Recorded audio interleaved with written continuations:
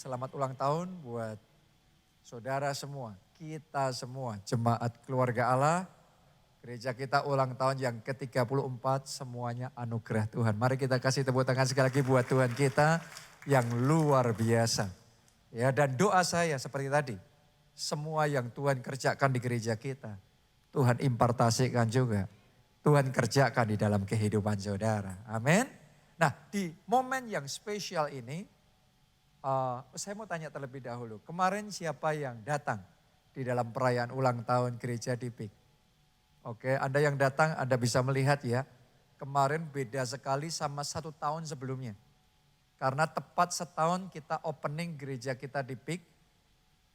Waktu kita opening, itu main hall saja nggak penuh. Benar apa tidak? Tapi kemarin main hall penuh, sesak. Sampai di depan, yang nggak ada kursi, duduk di bawah, di karpet. Padahal kalau dengar khotbah sambil duduk di bawah begitu kan begini saudaraku ya. Karena persis langsung di depan mimbar. Full sesak, tidak ada tempat sama sekali. Bahkan bukan hanya di main hall. Di luar main hall sampai di lift, buka lift. Itu sudah orang-orang menyembah Tuhan. Ngalami lawatan Tuhan, hadirat pengurapan Tuhan. Kuat sekali bahkan di depan lift pun kuasa Tuhan tetap bekerja, lawatan Tuhan luar biasa. Sampai di balkoni semuanya full dan kemarin benar-benar penuh sukacita karena lawatan Tuhan ada di tengah-tengah kita. Amin. Jadi dalam setahun ini kita sangat bersyukur ya. Kita melihat bagaimana Tuhan membawa kita maju lagi. Selangkah maju lagi. Dan saya percaya momen ulang tahun kali ini itu momen percepatan rohani yang lebih dahsyat lagi. Tuhan kerjakan juga dalam hidupmu, dalam hidup kita semuanya. Tepuk tangannya yang meriah buat Tuhan kita. Nah hari ini saya ingin bagikan satu firman Tuhan spesial sekali.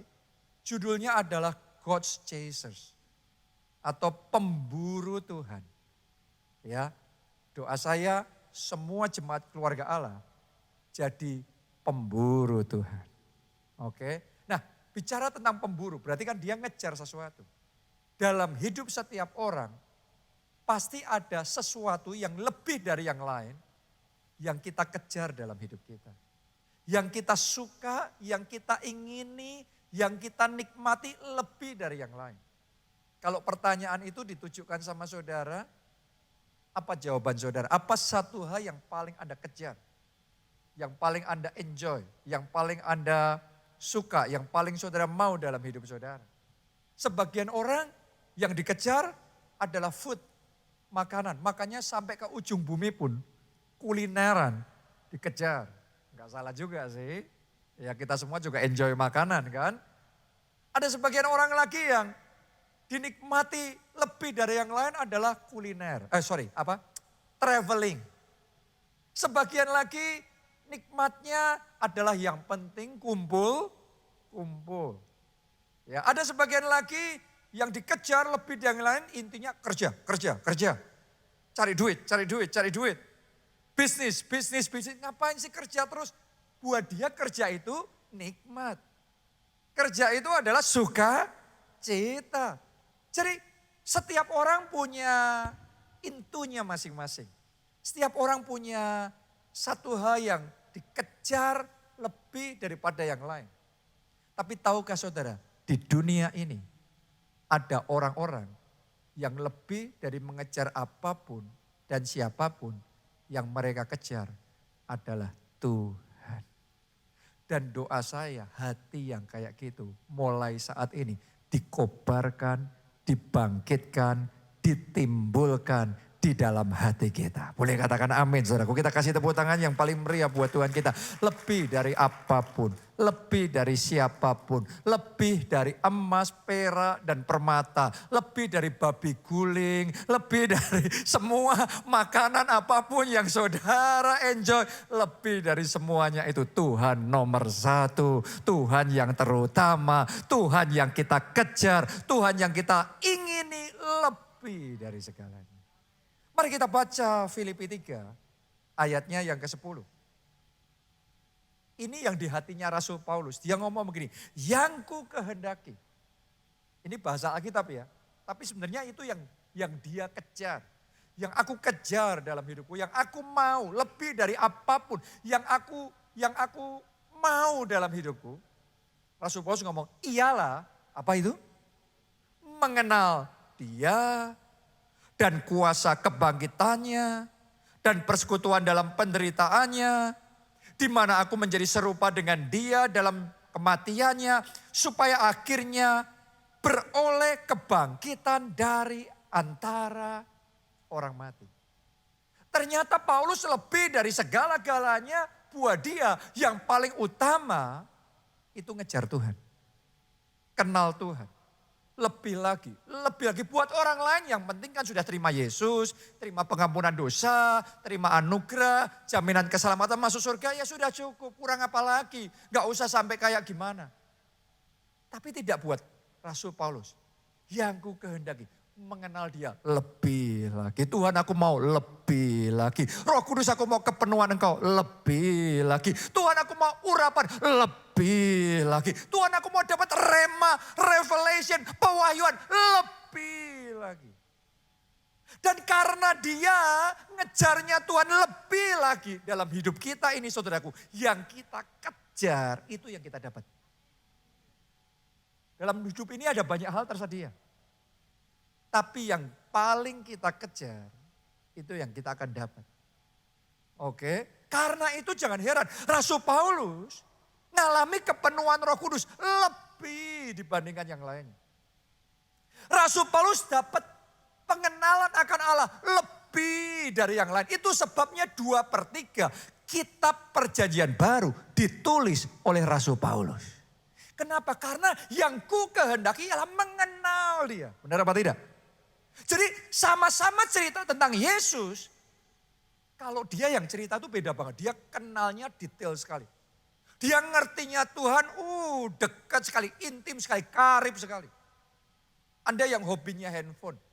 Anda bisa cerita tentang handphone, Anda bisa tahu fitur-fiturnya, Anda bisa ngerti ngelakuin ini gimana, itu gimana. Yang orang lain punya handphone yang sama, belum tentu ngerti apa yang Anda bisa lakukan. Tapi kalau saudara hobinya itu, Anda ngerti gimana ngelakuinnya. Tuhannya sama, Yesusnya sama, tapi pengenalannya berbeda. Kenapa? Karena yang ku kehendaki ialah mengenal Dia. Inilah God's chaser, inilah pemburu, pengejarnya Tuhan. Karena itu dia ngalami Tuhan lebih dibandingkan yang lain. Oh, saya berdoa, jemaat keluarga Allah, semuanya adalah God's chaser, pemburu-pemburunya Tuhan buat saudara lebih dari apapun siapapun. Tuhan yang Anda kejar, Tuhan yang Anda rindukan, Tuhan yang Anda ingini di dalam hidup saudara. Dan doa saya, alamilah Tuhan secara pribadi. Bukan dari kata orang, tetapi secara pribadi dalam kehidupan saudara. Saya berdoa Anda dibawa dalam pengenalan Tuhan yang lebih lagi. Keintiman dan kekaripan dengan Tuhan yang lebih lagi. Contoh yang berikutnya dalam Alkitab adalah Elisa. Elisa itu juga seorang God's chaser. Dia seorang pemburu Tuhan. Yang dikehendaki, yang dikejar adalah Tuhan. Di Alkitab kalau Anda teliti ya, Anda akan menemukan Elisa itu adalah muridnya seorang nabi besar, namanya siapa? Nabi Elia. Tapi dibandingkan murid-murid Elia yang lain, Elisa ini punya keinginan menggebu-gebu untuk dapat impartasi urapan lebih dibandingkan yang lainnya. Elia punya banyak murid, banyak orang kepengen jadi seperti Elia. Banyak orang mau belajar seperti Elia. Tapi ada yang nangkepnya 1%-nya. Ada yang dapatnya 5%-nya. Ada yang belajarnya 10%-nya. Tapi beda dengan Elisa. Waktu Elisa ngelihat nabi besar itu, dia ngomong begini, aku mau yang kayak gini Tuhan. Tapi enggak cuma gini, aku mau double porsi. Dan itu yang dia dapatkan dalam hidupnya, urapan double porsi. Sehingga dalam hidupnya dia bisa melakukan mujizat 2 kali lipat, lebih besar, lebih banyak daripada Elia. Saya berdoa Tuhan bangkitkan orang-orang spesial di tempat ini. Yang ketika melihat orang hebatnya di bidang saudara, orang topnya di bidang saudara, Anda nggak berkecil hati dan berkata, kalau aku bukan kelasnya itu. Doa saya akan bangkit orang-orang spesial di tempat ini. Seperti Elisa yang ketika melihat orang topnya di bidang saudara. Dalam hatimu ada keinginan yang menggebu-gebu. Ada kerinduan yang menyala-nyala. Tuhan, aku mau double porsi. Dan doa saya, Anda yang punya kerinduan seperti itu. Terimalah urapan itu. Terimalah berkat double porsi. Terimalah kemenangan double porsi. Katakan amin, tepuk tangannya yang paling meriah buat Tuhan kita. Karena Yesus yang ngomong, berbahagialah yang lapar, ia yang dikenyangkan.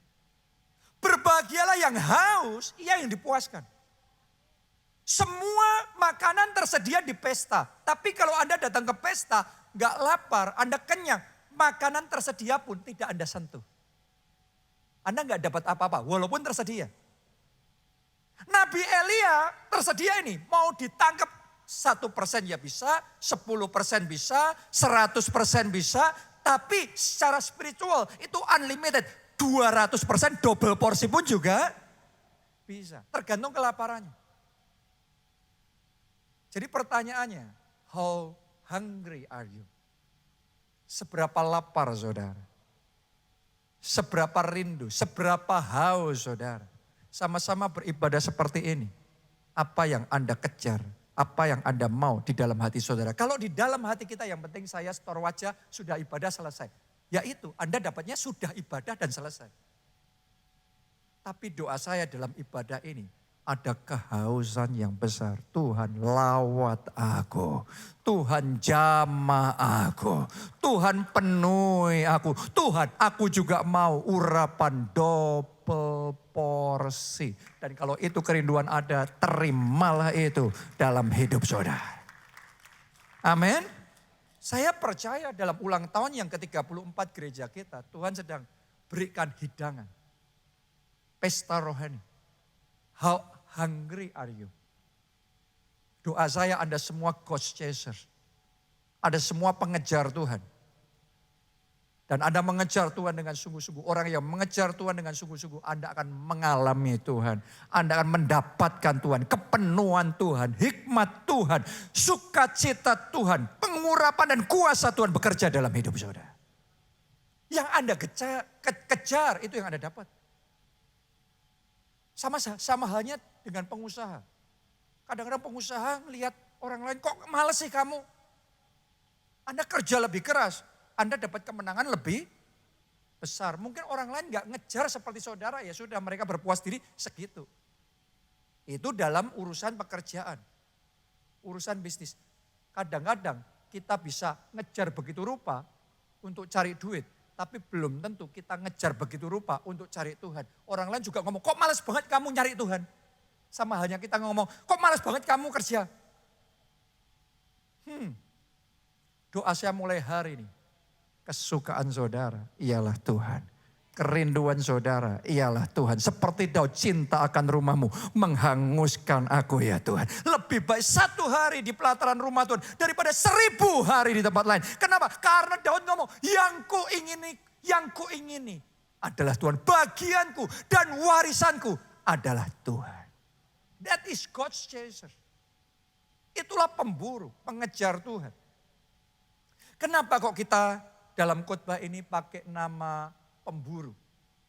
Karena biasanya pemburu itu mendapatkan yang dia buru. Kalau kita tidak memburu ya cuma jalan-jalan, belum tentu dapat. Tapi kalau kita sudah mau target sesuatu, kita mau memburu sesuatu. Orang yang memburu seperti itu, dia dapat. Doa saya yang Anda buru, Anda dapat. Yang Anda kejar, Anda dapat. Yang Anda rindukan, Anda dapat. Yang jadi visi dan impian dalam hidupmu, engkau dapat, engkau terima itu dalam nama Yesus. Saya mau bagikan sama saudara 4 kelebihan pemburu yang membuat dia bisa mendapatkan yang dia incar. Dimulai kelebihan yang pertama, pemburu punya keberanian. Karena nggak bisa jadi pemburu kalau nggak punya keberanian. Untuk masuk hutan butuh keberanian.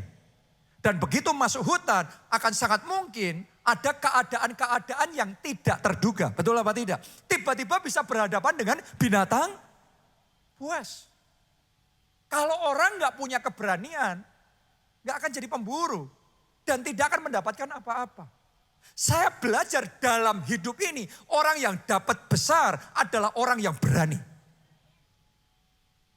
Kadang-kadang kita melihat orang-orang yang seperti itu, karakternya kurang ini, sifatnya kurang baik, tapi karena keberaniannya besar, dia dapatnya besar. Sebaliknya saya melihat orang-orang baik, tapi jenis kepribadiannya takut-takut, malu-malu, ragu-ragu, sungkan-sungkan, baik pun dapatnya secuil. Buktiin aja omongan saya. Kenapa? Karena untuk kita mengalami kemenangan besar, kita harus berani masuk di peperangan besar. Gak ada ceritanya kemenangan besar tanpa terlebih dahulu peperangan besar. Untuk bangsa Israel bisa dapat tanah perjanjian yang berlimpah-limpah dengan susu dan madunya, harus berani menghadapi raksasa besar. Untuk Petrus bisa berjalan di atas air butuh nyali besar, butuh iman besar, butuh keberanian besar untuk lompat dari perahunya dan mulai berjalan di atas air. Anda boleh tahu semua isi Alkitab, tapi kalau Anda nggak punya keberanian untuk mengerjakan yang Tuhan suruh engkau kerjakan, engkau nggak ngalami apa-apa. Jadi untuk mengalami kuasa Tuhan dibutuhkan keberanian. Tanpa keberanian nggak bisa. Orang yang berani itu bukan berarti nggak punya rasa takut. Orang yang berani, orang yang mau mengalahkan rasa takutnya. Saya ini dalam hidup saya sebenarnya dulunya penakut. Saya ini paling banyak takut kalau disuruh beli, waktu kecil ya, disuruh beli barang di satu warung, di satu tempat, hanya untuk tanya aja saya takut. Untuk ngapa-ngapain saya takut. Tapi saya belajar, kalau saya mau mengalami terobosan dalam hidup saya harus bisa mengalahkan rasa takut itu. Bukankah itu juga yang dialami oleh Gideon? Pertama kali kisahnya dicatat dalam Alkitab, ditulis bahwa Gideon itu sedang sembunyi karena dia takut. Modelnya orang takut, minder, rendah diri, dan selama kayak gitu terus, gak bisa dipakai Tuhan untuk melakukan perkara besar. Sampai suatu kali Tuhan datang sama Gideon, dan Tuhan ngomong, kamu pahlawan yang gagah berani. Hari ini Tuhan juga mau ngomong sama saudara, kamu gagah berani. Kamu pemberani, mulai sekarang tidak lagi penakut, kamu pemberani. Doa saya semua ketakutan di hatimu dihancurkan. Digantikan dengan keberanian ilahi bangkit dalam hati saudara. Bukan berarti Gideon setelah Tuhan ngomong kamu pahlawan yang gagah berani terus tiba-tiba jadi berani. Enggak, dia butuh mengumpulkan keberaniannya. Dia butuh membulatkan tekadnya. Untuk akhirnya dia mulai mengumpulkan pasukan. Untuk kemudian dia mulai menghancurkan berhala di rumah papanya. Dan seterusnya. Saya melihat dengan mata iman mulai ibadah ini. Ada orang-orang di tempat ini. Hal-hal yang tadinya tidak pernah berani Anda lakukan. Tapi ibadah ini, ibadah terobosan. Mulai hari ini Anda akan diberikan keberanian ilahi untuk melakukan hal-hal yang mustahil. Oke, semua kemenangan besar selalu diawali dengan berani. Hari ini saya mau ngomong sama saudara. Kalau Tuhan suruh Anda mengerjakan proyek yang besar, berani. Kalau Tuhan suruh saudara melakukan sesuatu yang kayaknya melampaui kapasitas saudara, saya mau ngomong berani. Anda harus tahu tempat ini, Soho Capital, lantai 11 ini, bisa jadi, bisa ada, kita punya Butuh apa? Berani. Kalau enggak berani enggak dapat. Saya sudah belajar dalam hidup. Pokok kalau enggak berani, enggak dapat. Tapi kalau berani, kita akan heran. Apa saja yang kita bisa dapatkan dalam hidup kita. Setelah tempat ini selesai, gedung PIK sana, Haleluya Center, juga butuh berani. Di tengah pandemi, kalau enggak berani, enggak dapat itu. Berani. Anda akan melihat hal-hal yang hebat Tuhan kerjakan dalam hidup saudara. Mulai hari ini hal-hal yang Anda pikir tidak pernah mungkin. Tidak mungkin bisa. Saya mau ngomong itu akan Anda alami. Tuhan akan berikan dan akan menjadi kesaksian saudara. Karena hari ini ada keberanian ilahi yang dibangkitkan Tuhan di dalam hati saudara. Katakan amin dan kita kasih tepuk tangan yang meriah buat Tuhan kita. Semuanya katakan berani. Semuanya katakan dari hati yang paling dalam dengan kuat katakan saya harus berani. Amin. Itu yang pertama. Yang kedua, kelebihan pemburu adalah kesabaran. Pemburu hanya dapat buruannya kalau dia sabar. Pemburu yang gak sabar pasti gak dapat buruan. Kalau buru-buru malah gak dapat apa-apa. Dalam hidup ini ada hal yang kalau kita buru-buru malah hilang semua. Tapi melalui kesabaran, melalui ketekunan, Anda dapat yang Anda incar. Butuh kesabaran, butuh yang namanya ketekunan. Itu yang dilakukan oleh Elisa sehingga dia bisa dapat urapan double porsi. Dia harus sabar tuh. Harus tekun. Ngikuti Elia, jadi muridnya Elia itu bukan sekedar, pokok saya jadi muridnya Elia, langsung dapat urapan double porsi. Enggak gitu. Ngejarnya beda. Elisa ngikutin Elia. Elia pergi ke Gilgal. Elisa ikut ke Gilgal. Tetap gak dapat. Elia dari Gilgal pindah ke Betel. KKR di sana. Kuat-kuat. Elisa ikut juga di sana. Tapi nothing happen. Murid-murid yang lain ngapain kayak gini aja. Cuma kayak gini katanya nabi besar. Aku gak dapat apa-apa. Bye-bye. Kalau itu yang Elisa lakukan. Dia gak dapat apa-apa. Gak ada cerita. Elisa dapat urapan double porsi. Kenapa? Tidak sabar. Anda harus tahu. Hal-hal termanis di dalam hidup ini. Kita dapat melalui kesabaran. Hanya ketika kita sabar, kita bisa makan buah mangga yang manis. Buah mangga yang sama kalau nggak sabar, masam itu. Padahal pohonnya sama, buahnya sama. Tanpa kesabaran, dapatnya yang jelek. Dengan kesabaran, dapatnya yang manis. Saya berdoa mulai hari ini, melalui kesabaran dan ketekunan Anda, maka yang termanis, yang terindah, yang terbaik Tuhan berikan di dalam kehidupan saudara. Boleh katakan amin. Kita kasih tepuk tangannya boleh paling meriah buat Tuhan kita. Butuh apa tadi? Sabar. Sabar. Saya pertama kali belajar dalam perintisan pelayanan sebelum di Jakarta ini, di Jogja. Berulang kali saya sudah mau give up, menyerah. Kenapa? Karena selalu akan ada yang namanya masalah. Selalu ada yang namanya persoalan.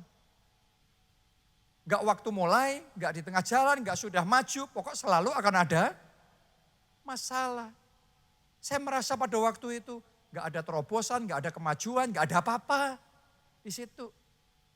Yang ada cuma disalah-salahin, yang ada cuma dikata-katain, dimarah-marahin, difitnah, dikritik, diomongin yang tidak-tidak.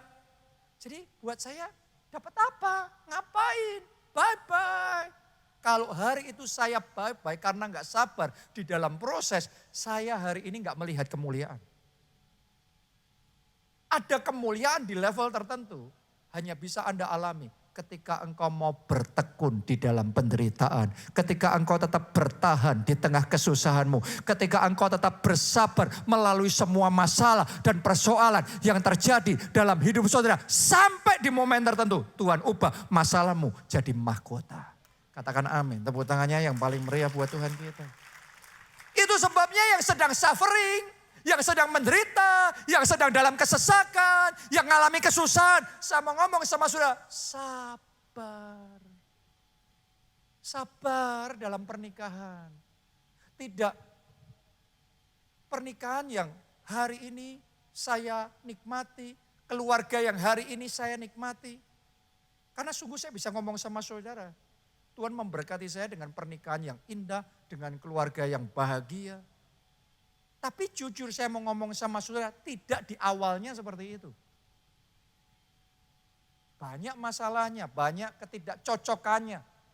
Banyak momen-momen di mana rasanya kayak saya sama Pastor Nita itu sudah, apa sih cocoknya? Gak ada cocoknya, dia itu sama saya bedanya bumi sama langit. Pokok dia maunya kiri, saya maunya kanan. Anda bawa pakaian apapun, pokok kalau saya milih yang ini, dia milih yang itu. Oke, jadi saudara kan ngerti saya sukanya apa, itu yang dia tidak suka gitu. Oke, jadi kalau ngomongan gak pernah nyambung, kita ngerasain momen-momen di mana kita frustrasi satu dengan yang lain. Tapi kalau kita gak sabar melalui proses pernikahan, kita gak bertekun dalam itu. Hari ini saya gak bisa memberikan kesaksian tentang kemuliaan yang kami alami di dalam keluarga dan di dalam pernikahan kami. Karena itu apapun yang sedang Anda alami di dalam pernikahan kah, di dalam pekerjaan kah, di dalam pelayanan kah, di dalam apapun juga sabar. Sabar. Bertekun. Do your best. Lakukan yang terbaik. Saya nubuatkan kesabaranmu akan membuahkan buah yang manis, buah yang indah, bahkan yang terbaik Tuhan beri. Tepuk tangannya boleh yang paling meriah buat Tuhan kita. Haleluya. Yang ketiga, setelah kesabaran tambahin. Nomor 3, tahu momen yang tepat dan tidak boleh lengah. Tahu momen yang tepat. Karena kesabaran itu perlu. Tapi kalau sabar aja nggak tahu momennya kapan untuk bertindak. Momennya kapan untuk kita strike. Maka kita akan miss the moment. Kita akan melewatkan momennya. Dan begitu lewat momennya kita kehilangan yang harusnya kita bisa dapat. Untuk Elisa dapat urapan double porsi, dia harus sabar tadi itu. Ngikutin Elia tuh harus sabar, kemanapun ya jalan. Ke Gilgal jalan, ke Betel ya jalan, ke Yeriko ya jalan. Sampai ke Sungai Yordan diikutin, kemanapun diikutin. Dan selama ngikutin itu dia gak dapat apa-apa. Tapi sabar, benar gak? Sampai ketika di Sungai Yordan, dia gak ngerti di Sungai Yordan itu dia dapat apa tidak. Tapi ketika di Sungai Yordan itu Tuhan angkat Elia. Dan Elia ngomong sama Elisa sebelumnya. Elisa, yang kamu minta ini susah loh. Kamu mintanya itu jadi 2 kalinya aku loh. Kamu mintanya itu urapan double porsi. Ini gak gampang. Tapi kalau kamu bisa melihat aku terangkat ke surga, kamu dapat. Di Sungai Yordan itu Tuhan angkat Nabi Elia. Di situ Elisa ngelihat, Bapakku, Bapakku. Ini momennya sekarang. Jubah Elia turun. Dipungutnya, di situ dia dapat urapan double porsi. Jadi bukan di Yeriko, bukan di Betel. Tapi di momen Sungai Yordan. Saya bisa merasakan ada orang-orang di tempat ini. Bahkan dalam ibadah ini juga. Momen Sungai Yordanmu sudah datang. Ini momen urapan double porsi. Tuhan akan berikan di dalam hidup saudara. Dan kalau momen itu datang, you have to act. Anda harus melangkah dengan iman. Jalan, Anda akan dapat. Di Alkitab ditulis tentang kisah kolam Bethesda yang sewaktu-waktu malaikat dari surga akan turun untuk apa? Menggoncangkan air kolam itu. Dan dicatat di sana, begitu airnya berbuih, orang yang pertama nyemplung ke kolam itu, apapun juga sakit penyakitnya, dia akan sembuh. Tapi harus tepat di momennya. Itu yang saya sebut momen ilahi. Kolamnya sama, sakitnya sama, jurus nyemplungnya sama pun, doanya sama pun, tapi kalau beda momennya hasilnya beda. Bukan salah kolamnya, bukan salah yang lainnya, tapi salah momennya. Jadi nggak cukup hanya sabar. Sabar terus, kalau Anda nggak peka dengan momennya Tuhan, Anda lewatkan momentum itu.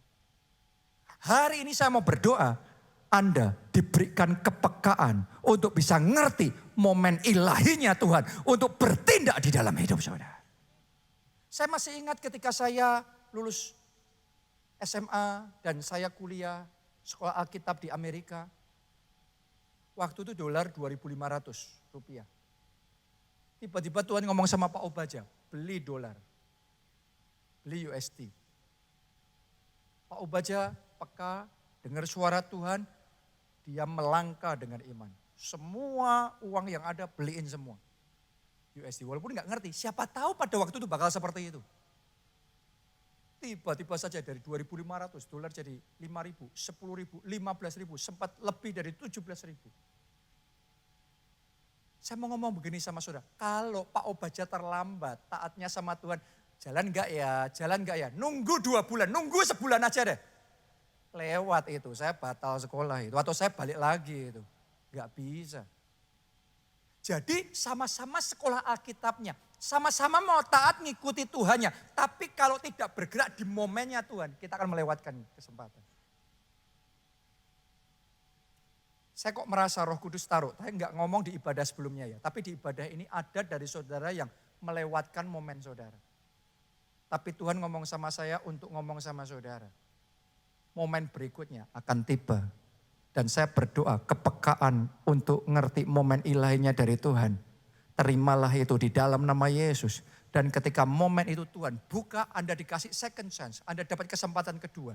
Jangan menunggu, jangan ragu-ragu. Melangkah dengan iman. Engkau akan melihat kemuliaan Tuhan dinyatakan. Boleh katakan amin. Tepuk tangannya yang paling meriah buat Tuhan kita. Kalau momennya datang, bertindak. Kalau momennya datang, melangkah dengan iman. Anda akan melihat kemuliaan itu. Jadi jangan ragu-ragu terus ya tidak, ya tidak. Semua keraguan dilenyapkan dari hatimu. Anda kalau ngerti Roh Kudus ya, Anda gimana ya Pak ya ngerti caranya? Anda arahkan hati saudara sama Tuhan. Nanti di hati itu kayak saudara akan ngerasa srek gitu. Sama seperti halnya misalnya ya, gimana sih ngertinya sudah kenyang atau lapar? Gimana caranya ngertinya lapar? Ya dijelasin teknikalnya susah banget lah. Ya intinya ngerti aja lapar. Butuh makan benar apa tidak? Nanti sudah akan dibuat ngerti. Tuhan kasih kemantapan. Dan kalau Tuhan kasih kemantapan, jangan dipertanyain terus. Tuhan sudah ngomong, Tuhan sudah kasih rema, Tuhan sudah kasih kemantapan, dipertanyain terus. No. Kalau Anda bergerak sama Tuhan tuh enggak kayak gitu. Tuhan itu enggak cerewet. Tuhan tuh ngomong sekali. Anda harus nangkep. Anda melangkah. Tuhan ngomong sama Petrus berjalan di atas air. Itu harus di momennya Tuhan. Kalau Petrus sebelum Tuhan ngomong itu, dia nyoba-nyoba sendiri. Melompat dari perahu berjalan di atas air, tenggelam. Kalau nggak ada Yesus di situ, Yesus nggak ngomong berjalan di atas air. Dia nekat sendiri, tenggelam. Perahunya sama, ombaknya sama, tapi momennya beda, hasilnya berbeda. Saya ngerasain sekali lagi di ibadah ini, di poin yang ketiga ini. Ini poin ketiga ini akan ada cukup banyak orang di tempat ini. Tuhan akan ajari saudara untuk bergerak di momennya Tuhan. Anda akan diberi kepekaan untuk ngerti momen ilahinya Tuhan. Dan ketika engkau melangkah dengan iman, engkau akan melihat kemuliaan Allah. Engkau akan mengalami kesembuhan, mujizat, tanda ajaib. Bahkan baru aja Tuhan taruh di hati saya, baru aja saya ngomong tadi. Akan ada orang di tempat ini, momen ilahimu itu tahun ini. Akhir tahun ini akan jadi momentum besar buat bisnis saudara melejit naik, booming besar dan terobosan gilang gemilang Tuhan kerjakan dalam hidup saudara. So get ready to expand, siap-siap untuk Anda berkembang, siap-siap untuk Anda melakukan terobosan, gebrakan. Karena Tuhan akan menyatakan kemuliaannya dalam hidup saudara. Katakan amin, tepuk tangannya yang paling meriah buat Tuhan kita. Yang terakhir yang keempat.